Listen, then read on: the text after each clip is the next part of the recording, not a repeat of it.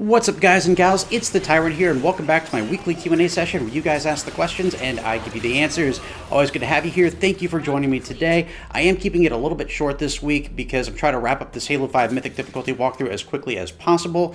So we're going to go ahead and jump right in. If you don't know how to submit questions to the Q&A, it's simple. Just in the comments below or hit me up on Twitter. So let's go ahead and dive straight into this. Our first question of the week comes from Chan So, and Chan asks, my question is, should 343 feature a Halo game with two campaigns about the human Forerunner war? You can play as the Forerunners and humans like you play as Locke and Chief in Halo 5.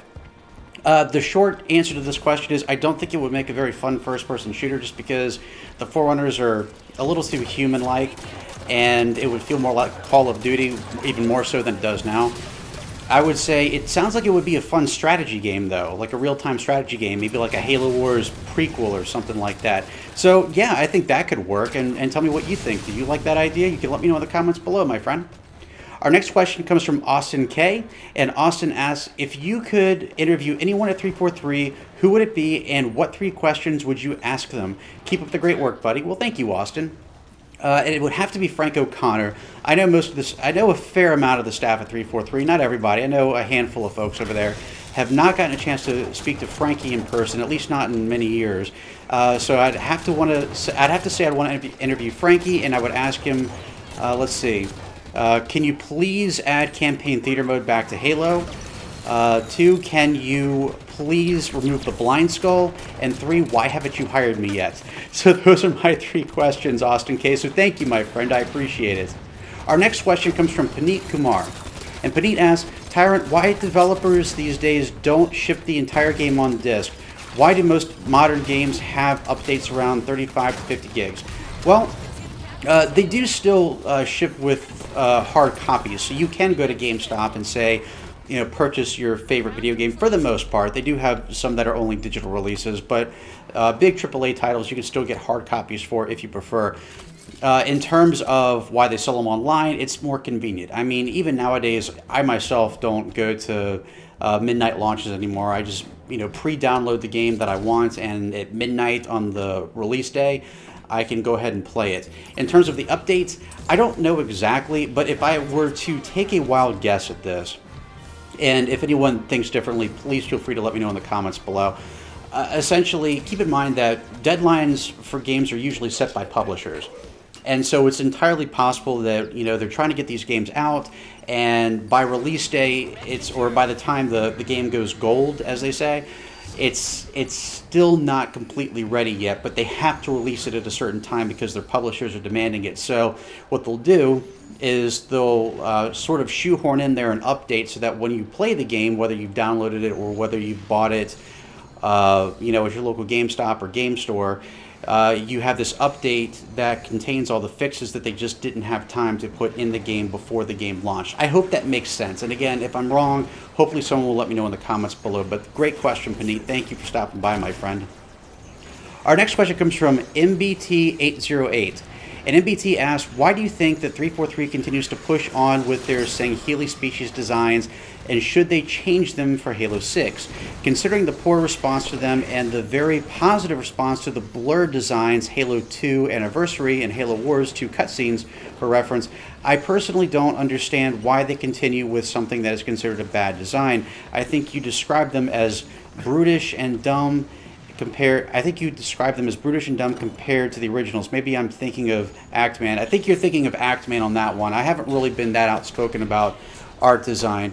So, quite simply put, yeah, I agree. I like the older art designs for Elites much better. I'll talk about that a little bit more at the end of the video. So I'm not entirely sure what the deal is with that.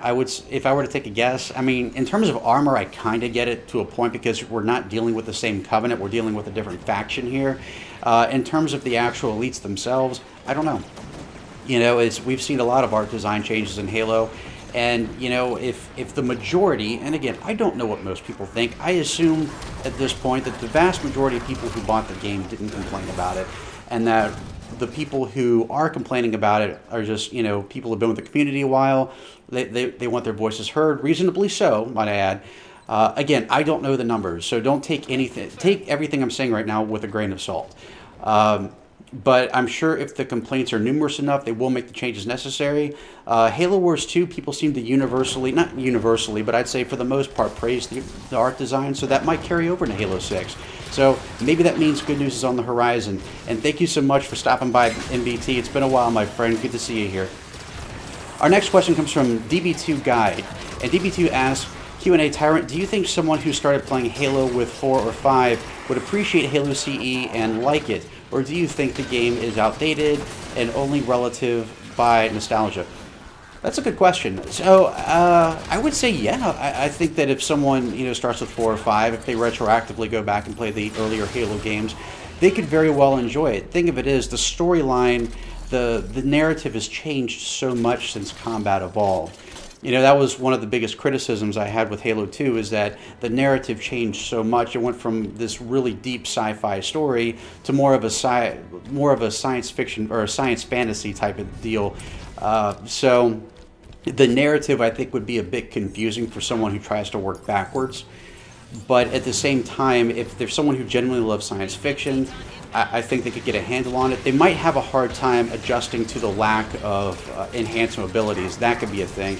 And that goes all the way back to Halo 2. I mean, when I played Halo 2 and then went back to Combat Evolved, I was so used to being able to dual wield that I completely forgot that I couldn't do that with Combat Evolved, which was crazy considering how much I played the game.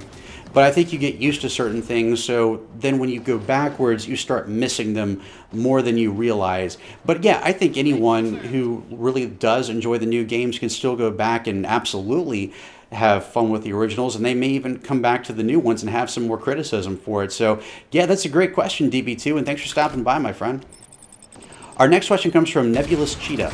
And Nebulous asks, Q&A, do you think it's worth 343 investing time and money into putting split screen into Halo 6, and how much will it cover? Just campaign and customs, or online multiplayer? Do you think it will overall affect the game in a good or bad way, having to take those resources away from something else to make split screen? Well, they've already said that they're going to make split screen, so that's a done deal unless they've changed their minds. I support split screen being in there. Now, I don't use it myself personally. I've always found it annoying because I find myself looking at the other person's screen, even in campaign, and it would sort of take my focus off of my own screen, which shows you just how ADD I can be sometimes. So I don't appreciate it personally, but I also understand that there are households that have multiple kids who are Halo fans, siblings who want to be able to play together, maybe spouses who want to play together, or roommates, or whatever. So I think that it's something that does need to be in there, absolutely, and even if it means taking something else out, I don't know what that would be necessarily.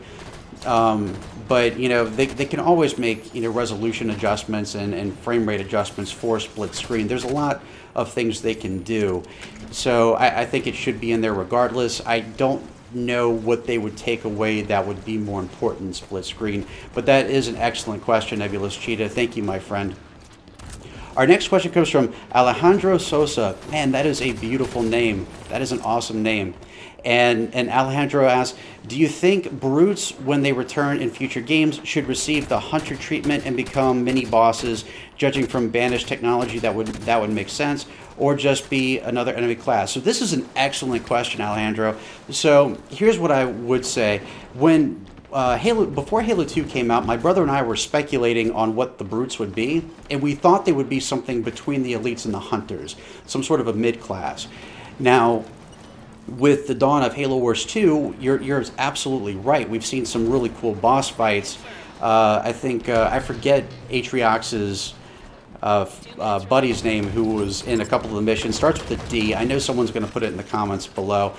And based on that, yeah, I think that would be a really fun boss fight, or at least a mini boss fight, basically going up against a souped-up brute. What I'd also like to see in terms of mini boss fights is maybe the Grunt Goblin would be a great replacement for the Warden Eternal.